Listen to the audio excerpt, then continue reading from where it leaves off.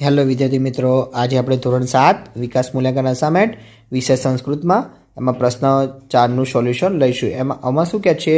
યોગ્ય શબ્દ વડે ખાલી જગ્યા પૂરો. એમાં પહેલો છે મૂઢે હે ખાલી જગ્યા રત્ન સંજ્ઞા વિધીયતે, તો આન્સર આવશે પાષાણ ખંડેશુ. બીજો સહ નિર્જીવ અપી ખાલી જગ્યા વર્તતે, તો આવશે જવાબ બહુભાષક. ત્રીજો સા ખાલી જગ્યા અસ્તિ પરમ સર્પિણી ન અસ્તિ, તો આવશે દ્વિજી ધા. ચોથો ખાલી જગ્યા તક્રમ અપી આવશ્યકમ, તો આવશે કિંજિત.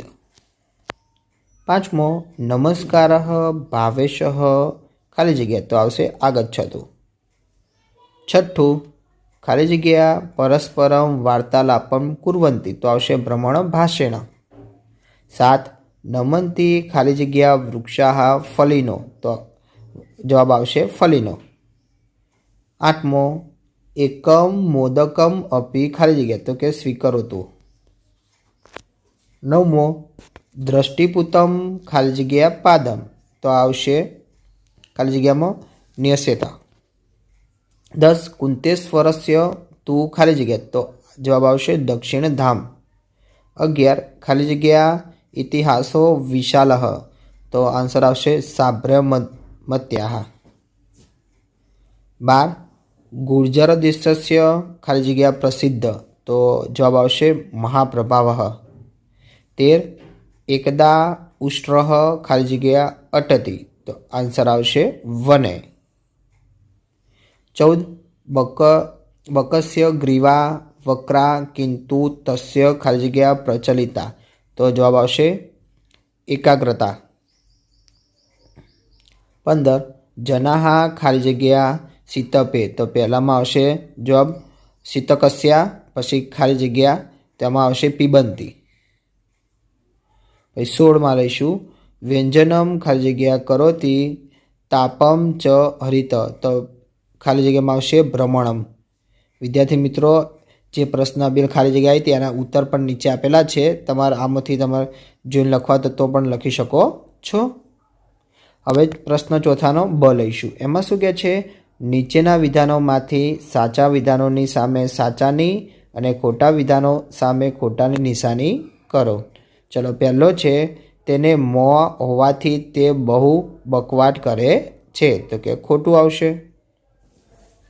બીજો કસ્તુરી મૃગના મુખમાં ઉત્પન્ન થાય છે, તો કે ખોટું.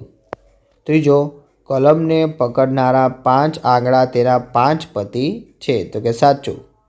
ચોથો જોડો ગુણથી સંધાયેલો હોવાથી અવાજ કરતો નથી, તો કે ખોટું.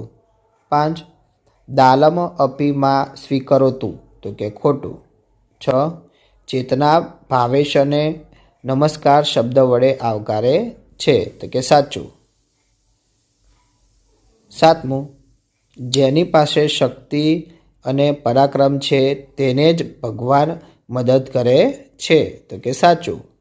8 ચોખ્ખું પાણી હોય તો પી શકાય, તો કે સાચું. 9 નર્મદા નદી પવિત્ર જળવાળી છે, તો કે સાચું. 10 ગુજરાત પ્રદેશનો મોટો પ્રભાવ છે, તો કે સાચું. 11 વિશાળ હૃદયવાળા મહાપુરુષો કાયમ સૌનું ભલું કરે છે, તો કે સાચું. 12 ઉદ્યમમાં જ કાર્યની સફળતા છે, તો કે સાચું. 13 મમ ભોજનમ સમાપ્તમ, તો કે આવશે સાચું. 14 ફલિનો વૃક્ષાહ નમંતી, તો આવશે સાચું. 15 કૃષ્ણ દ્વારિકાધીશ વર્તતે, તો કે સાચું. 16 શુક સ્વભાવેન વક્ર અસ્તિ, તો કે ખોટું આવશે.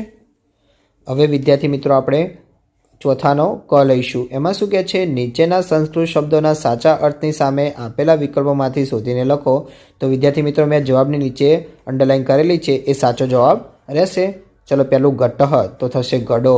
બીજું માળજારી, તો કે બિલાડી. ત્રીજું બિભ્રન, તો કે ધારણ કરનાર. ચોથું પરહ, તો કે પારકો. પાંચમું મૂઢહ, તો કે મૂર્ખ. છઠ્ઠું ઉષ્ટ્ર તો કે ઊંડ, સાતમું લઈશું વક્રહ તો આવશે વાંકો, આઠમું લઈશું સમીચીનમ તો કે બરાબર, નવમું લઈશું ભ્રમણમ ભાષઃ તો કે મોબાઈલ ફોન, દસમું લઈશું વાર્તાલાપમ તો આવશે વાતચીત, 11મું લઈશું કે સંગણકમ તો આવશે કમ્પ્યુટર, 12મું લઈશું જનની તો આવશે માતા, 13મું લઈશું વિના તો આવશે વગર, 14મું લઈશું સંઘ તો કે સમૂહ આવશે. અહીંયા વિદ્યાર્થી મિત્રો તમને જવાબ આપેલા છે, તમે અહીંયાથી પણ જોઈને જવાબ લખી શકો છો. હવે આપણે પ્રશ્ન ચોથાનો ડ લઈશું. એમાં શું કહે છે? સંસ્કૃત શબ્દોના સાચા સમાનાર્થી શબ્દો તેની સામે આપેલા વિકલ્પોમાંથી શોધીને લખવાના છે. તો વિદ્યાર્થી મિત્રો અહીંયા પણ મેં સાચા શબ્દોની નીચે અંડરલાઈન કરેલી છે, એ દરેકે દરેક સાચા શબ્દો છે. ચલો પહેલું લઈશું સ્ત્રી, તો સ્ત્રીનું થશે નારી સમાનાર્થી. પછી બીજું નેત્ર, તો નેત્રનું થશે લોચન. ત્રીજું કરી, કરીનું થશે ગજહ. પછી ચોથું લઈશું સિંહ, તો સિંહનું થશે મૃગાધિપ. પછી પાંચમું પરાક્રમઃ લઈશું, તો પરાક્રમનું સમાનાર્થી થશે વિક્રમ. છઠ્ઠું ધરા, તો ધરાનું સમાનાર્થી થશે ભૂમિ અને વસુધા. સાતમું લઈશું સલિલમ, તો સલિલમનું સમાનાર્થી થશે જલમ. આઠમું લઈશું સૂર્યત નયા, તો એનું સમાનાર્થી થશે તાપ્તિ. નવમું લઈશું ઘટઃ, તો ઘટનું સમાનાર્થી થશે કુંભઃ. દસમું લઈશું પૃથ્વીવી, તો પૃથ્વીવીનું સમાનાર્થી થશે ધરા. વિદ્યાર્થી મિત્રો તમને મારા વિડીયો ગમે હોય તો ચેનલને લાઇક, શેર અને સબસ્ક્રાઈબ કરવાનું ભૂલતા નહીં.